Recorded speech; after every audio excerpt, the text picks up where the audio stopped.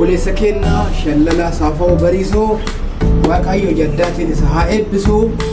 Innis akkuma gaafanneetiin jenneen birrii 600 nuuf kennee jedhee namoota laalaati imimmaan isin qabaati.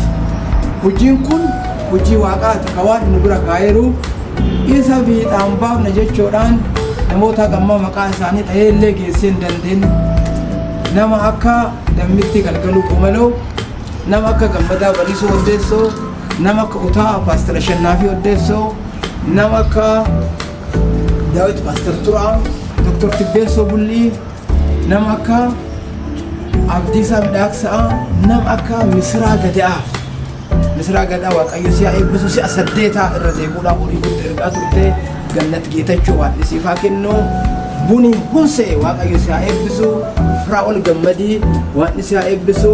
Baabbii Hunsee Waaqayyo si'a eebbisu. Nama hedduu dhugamaa isin jedha namni hedduu maqaa isaaniillee waamee hin danda'u jiraadhaa eebbifamaa.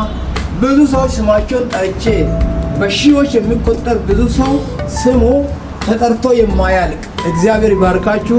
ተባረኩልኝ፣ ኑሩልኝ፣ ዘመናችሁ ይባረክ። የብዙ ሰው ስም ማጥራት በሺህ የሚቆጠሩት ለበጎ አድራጎት ስራ ከጎኔ ሆናችሁ እስካሁን ሼር ኮፕሊንግም እያደረጋችሁት ያላችሁት በጣም ነው የምወዳችሁ። አመሰግናችኋለሁ። ሰላም ሁኑልኝ።